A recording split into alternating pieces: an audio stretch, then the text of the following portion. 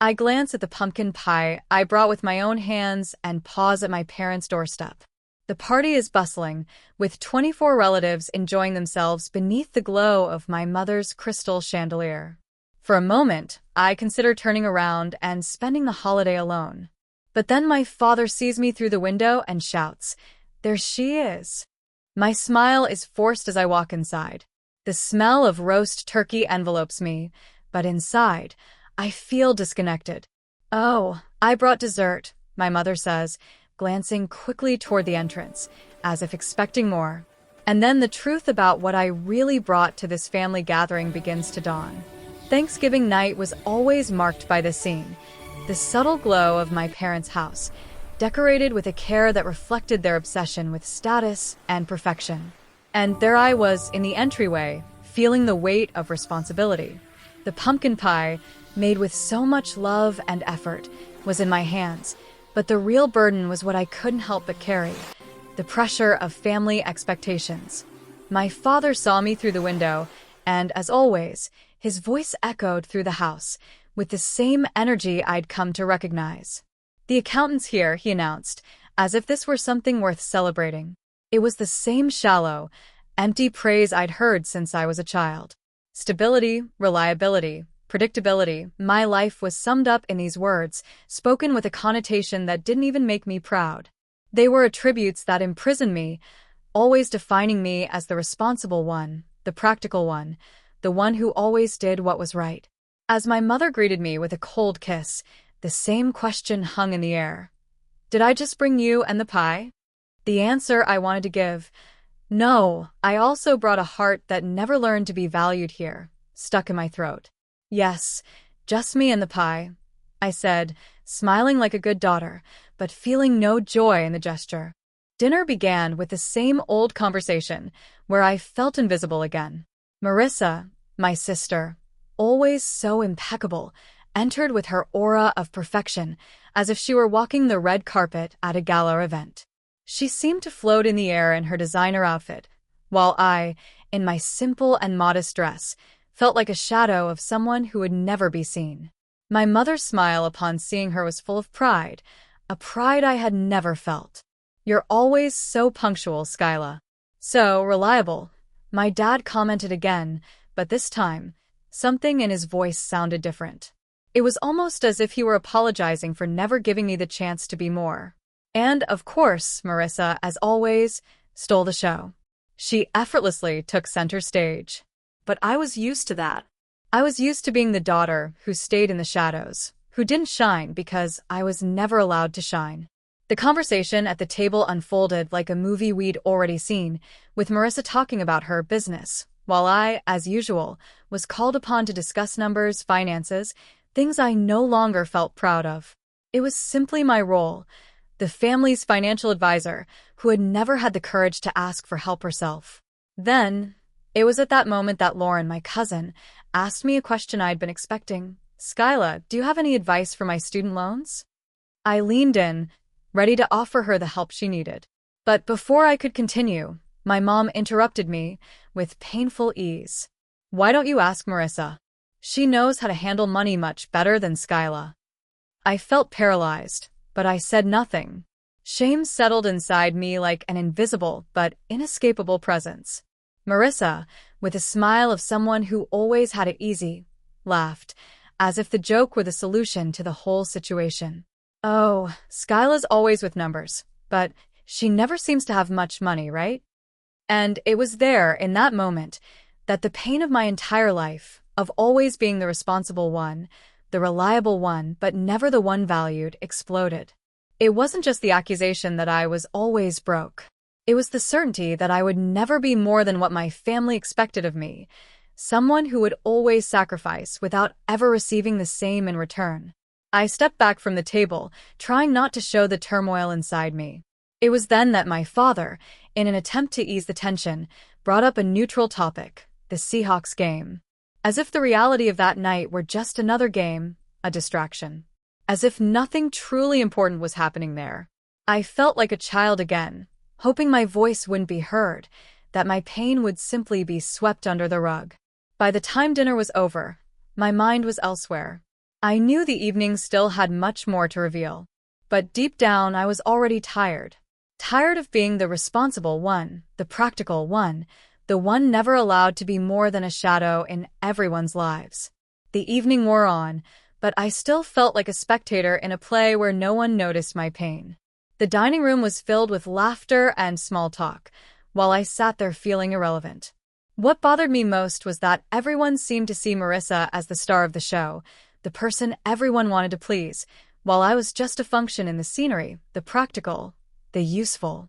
After dinner, as everyone gathered for coffee and dessert, a moment of stillness overcame me. The room was full of rambling conversations, but I was lost in my own thoughts. That's when the realization hit me like a revelation. My entire life had been a series of acts of generosity, not just to my family, but especially to Marissa.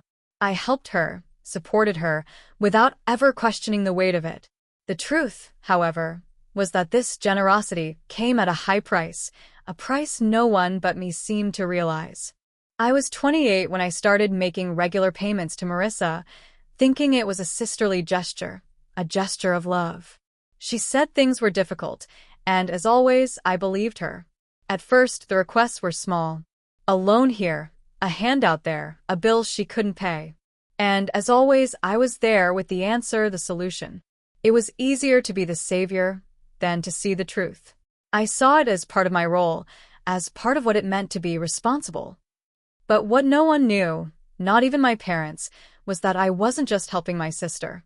I was sinking financially to maintain her facade of success. I was her anchor, unaware that I was drowning myself. Every payment I made to her was a piece of my future being given up in exchange for a life she designed for herself, a life of luxury, of expensive clothes, of travel, and fancy dinners, while I lived on the bare minimum, always sacrificing my needs and dreams. And at every turn, I told myself it was out of love.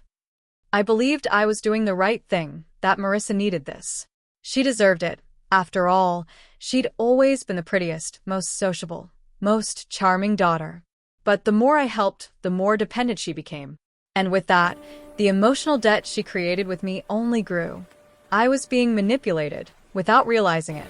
She never apologized for not reciprocating, never acknowledged how much I was sacrificing to keep her alive. At that dinner, when she made that cruel joke about my lack of money, I felt like I was finally waking up from a long nightmare. There was the stark truth. She didn't care what I was doing for her. I was nothing more than a source of income. The humiliation I felt in that moment was the final straw. But instead of exploding, as I normally would, something inside me quietly broke. No, not anymore. That game was over for me. I'm no longer the person who always says yes. I'm no longer the person who gives in to keep others happy. It was then that courage took hold of me. When dessert was served, I got up and went to the bathroom. I closed the door and, with shaking hands, opened my banking app. What I saw there made me break out in a cold sweat. 5 recurring payments, all in Marissa's name. A staggering amount. A total of $52,000 paid by me over 5 years. I knew I was helping, but I never imagined this would be the price. The weight of those numbers crushed me. And then something changed. In the silence of that bathroom, I made a decision. No more. I was no longer going to sustain the lie. I was no longer going to be complicit in a game that wasn't my game.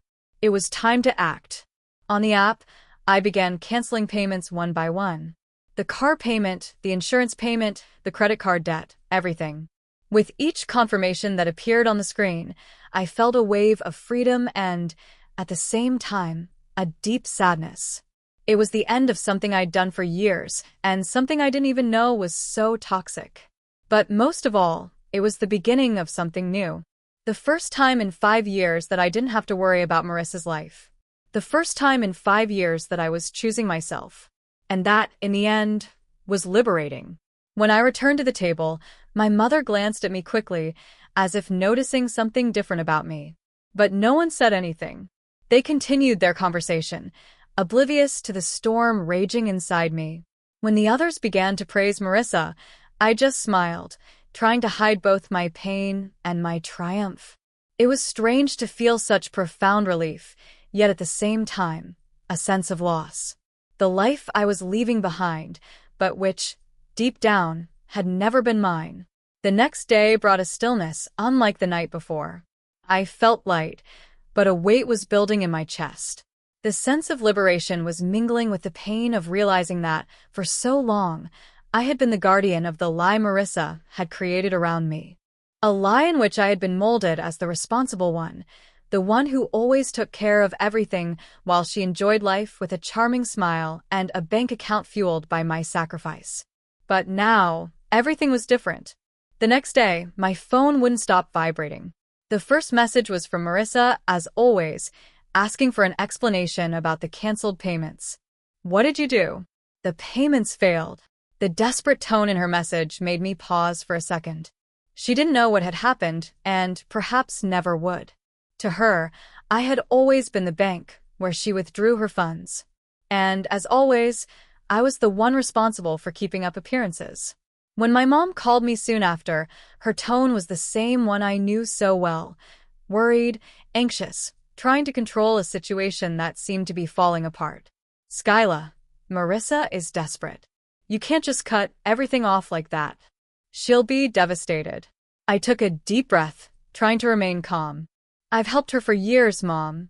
I can't support her anymore, I said without hesitation.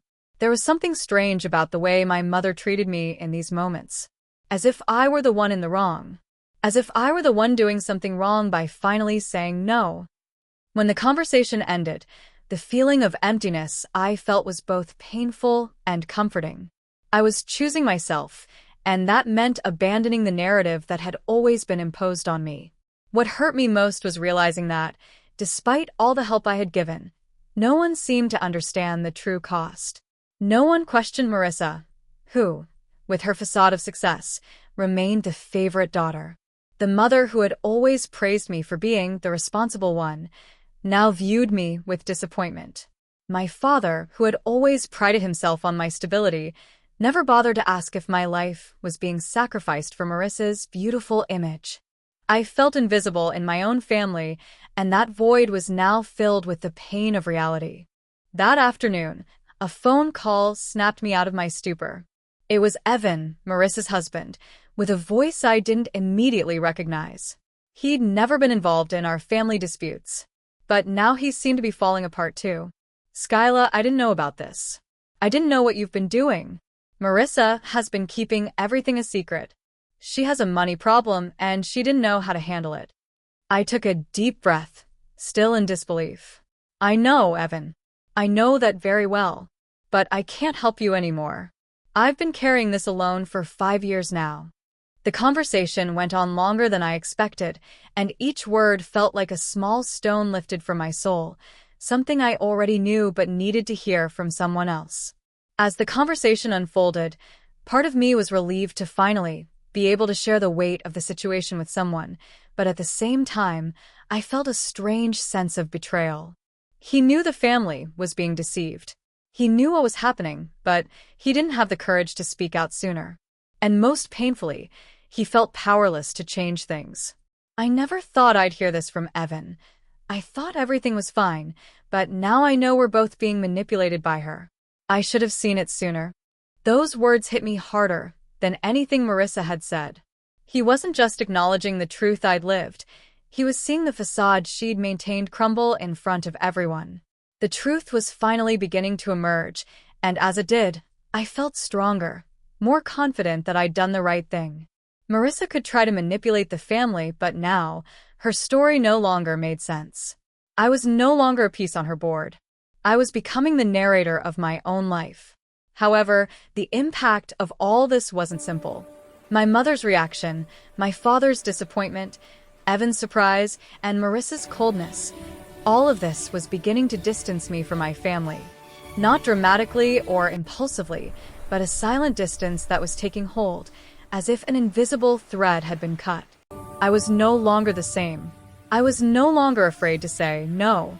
I no longer felt obligated to sacrifice my life for anyone. The truth, however painful, was now mine. I owned it, and I wouldn't let anyone distort it anymore. The days following Thanksgiving night were quiet. My daily life, once filled with constant worry about Marissa's debts, now felt weightless. But there was something harder to swallow: the loneliness I felt at no longer being the person everyone depended on. Marissa, who had been the center of my world for so long, now found herself in an uncomfortable situation, and the only thing I knew was that, for the first time, she would have to take responsibility for her own choices. When the phone rang again, my mother's familiar voice rang, and I couldn't help but feel a sense of apprehension. "Skyla, your sister is so upset about all of this. She's been texting all of us nonstop. I don't understand why you won't help her. It's leaving me speechless."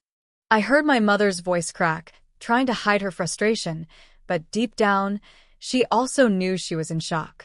She knew, as I did, that we never questioned Marissa's privilege. She always had the best clothes, the best places, the image of success, while I lived hidden behind numbers. But the truth was, my mother didn't want to confront it. She preferred to maintain the narrative of a united family, not realizing that what held us together was, in fact, a cycle of lies.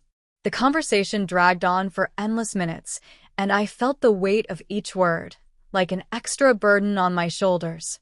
But in the end, all I could say was, "I can't help anymore, Mom. I can't buy into Marissa's lies anymore. I've given enough." The silence that followed on the line was the heaviest I'd ever felt. Not even my mother could find the words to convince me otherwise. She knew, but she didn't want to know. After hanging up the phone, a strange feeling of emptiness set in. It wasn't just the physical loneliness I felt in my small apartment, but the feeling that I had finally done what I was supposed to do. And yet, something inside me was breaking. Not because I wasn't convinced the decision was the right one, but because I never imagined my own family would see me as the one who abandoned their sister. The pressure to always be the good daughter, the one who never says no, finally subsided.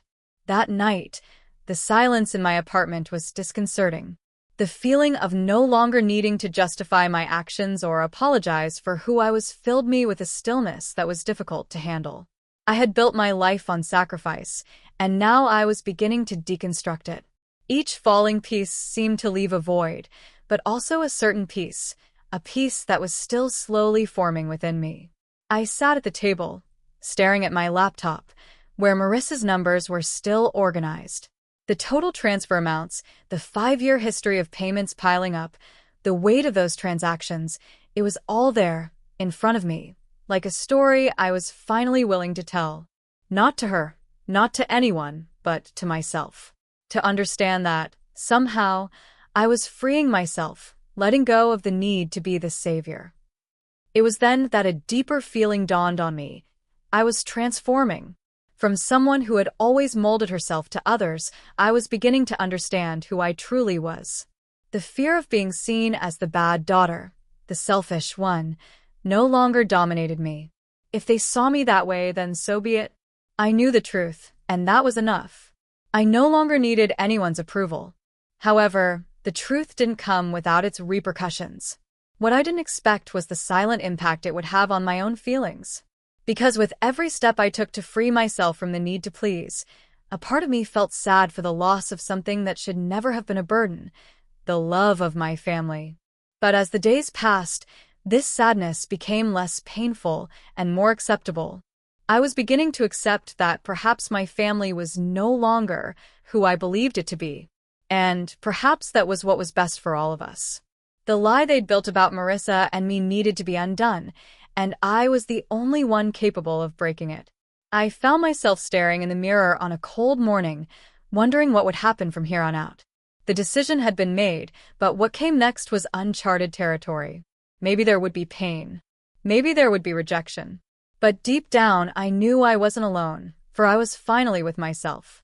The transition between my old life and my new one was slow, almost imperceptible at first. The rhythm of my routine, though similar, now felt lighter. I was finally in control of my own story.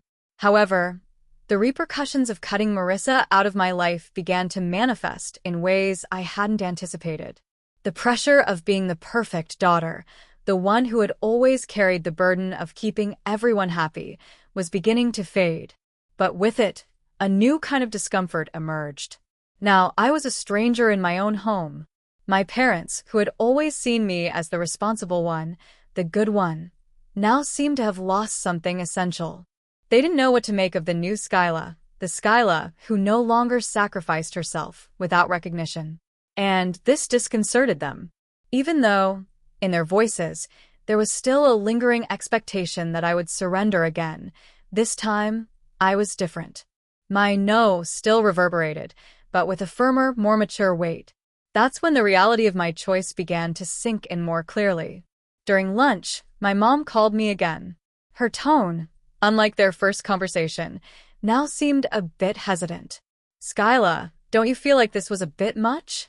Marissa is completely devastated. She doesn't know what to do anymore." I took a deep breath before responding. "Mom, it's time for her to face the consequences of her choices. I can't be her crutch anymore." My voice sounded firmer than I expected, and for a brief moment, I realized I was no longer asking for permission to be myself. After that conversation, a feeling of unease washed over me. I knew what I'd done was necessary, not just for me, but for her as well. But at the same time, this decision placed me in a place of unexpected loneliness. As the weight of my family's expectations began to dissipate, a new pressure emerged, that of being the breaking point of an entire family dynamic. I was finally freeing myself from the role of victim and savior, but in doing so, I was creating a distance between myself and others.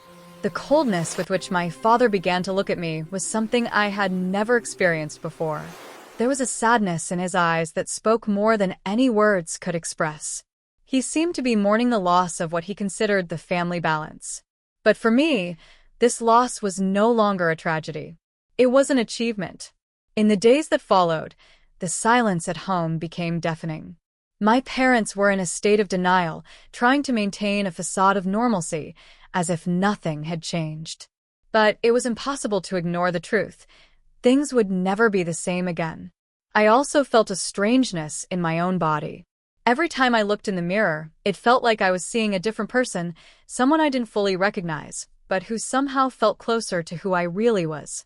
The pressure of guilt and manipulation was beginning to give way to something new, a space for myself. A place where I no longer had to justify my choices, where my voice wouldn't be nullified. The phone rang again, but this time it wasn't Marissa's. It was Evan, her husband. He was beginning to realize the impact of what had happened. "Skyla, I need to thank you for everything you did for Marissa. I didn't know you were so involved, but I understand now." Her words, though kind, brought me a mixture of relief and frustration. Relief because someone was finally recognizing the weight of my dedication, but frustration because it had all been ignored for so many years. Even Evan, who should have been her greatest ally, had been lulled into believing that Marissa was doing everything right. Now he, too, had to deal with the pain of the truth. What no one knew, however, was that my healing process had begun much earlier. Not the moment I stopped paying, but the moment I made the decision to stop sacrificing myself. For years, I had chosen to be invisible to please others. Now it was time to see myself. It was time to look at my own life and understand that I had the right to be more than the responsible one, more than the one who always did everything right. Meanwhile, Marissa was spiraling, desperately trying to regain control of the narrative. She didn't understand that she no longer had room for manipulation. She texted me, apologized, and tried to convince me it was my fault for not helping. But with each unanswered message, I felt freer. I was no longer held hostage by her empty promises. That day, as she sent me yet another desperate message, I did something I never imagined I could do. I took a deep breath, looked at my phone, and with one click, I deleted all her messages. Forever. It was as if, by doing so, I was finally cutting the last tie that still bound me to a story that was never mine. But at the same time, I realized that this cut also freed me from a silent pain I'd carried for years. I saw myself again, without the responsible mask. I was just Skyla.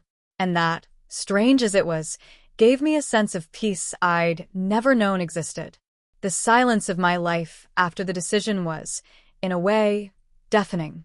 It wasn't the silence of an absence, but of a new, still timid presence taking up space.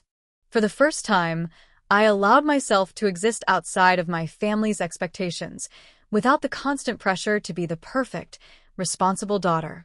I was rebuilding myself, and each passing moment was an opportunity to get closer to the woman I'd always been, but who had been stifled for so long. The first few weeks were an emotional roller coaster. The pain of cutting ties with my sister was difficult, but there was no going back. I knew that by cutting ties, I was also freeing myself from a vicious cycle that had kept me small. With each day, my confidence grew, and with it, a new sense of self. I was no longer the good girl, the one who always gave in. Now, I was someone with choices, with the right to say no, without guilt, without fear of losing anyone's love. Marissa tried everything to restore the relationship. She sent messages, apologized, and even tried to play the victim, as she always did. But what I realized was that every time she tried to manipulate me, she was reminding me of how much I had been used. And it was no longer something I was willing to tolerate. She tried to turn the tables, making me feel like I was responsible for the ruin of our relationship. But no longer. I knew the only person who could change my life was myself. As time passed, I found myself more centered, stronger, and ultimately happier. I was no longer at the mercy of Marissa's needs. My life was now my own. And as painful as it was, the separation brought a kind of relief I hadn't fully understood until that moment. I was beginning to build my own life, free from the shadows of the past. My work began to flow more easily. Not because I had more time or energy, but because, for the first time, I was doing things for myself. No longer as the good daughter or the responsible one, but as the woman I always should have been. A woman with a voice, freedom, and the right to be happy without guilt. Little by little, my family began to notice the change. My father, in his disconcerted way, came to me one day to talk. "Skyla," he said, in a voice he'd never used before, "I don't know what happened, but I see you happier. And that's what matters, isn't it?" He was beginning to understand that happiness isn't based on following the rules of a role life has imposed on us, but rather on living in accordance with who we truly are. Finally, at the last family gathering I attended, I felt that, despite the differences, something was being rebuilt. It wasn't a complete reconciliation, but a step toward mutual understanding. Perhaps, someday, I can find a balance between love and freedom, between family and personal space. But for now, I knew that the most important thing was my journey of starting over. The most beautiful thing about all this? I found my peace. I learned that to live a full life, you must first and foremost live for yourself. Choosing your own path, even if it's painful at first, is what frees us from everything that prevents us from growing. Now, stronger, more independent, and more aware, I know that no matter what happens to my family, I will always have myself. And that, in itself, is more than enough. If you identified with Skyla's story and believe you too can be the master of your own path, be sure to like this content, subscribe to the channel, and share it with your friends. Sometimes, the hardest decisions are the ones that free us and allow us to grow. Don't miss the chance to transform your life.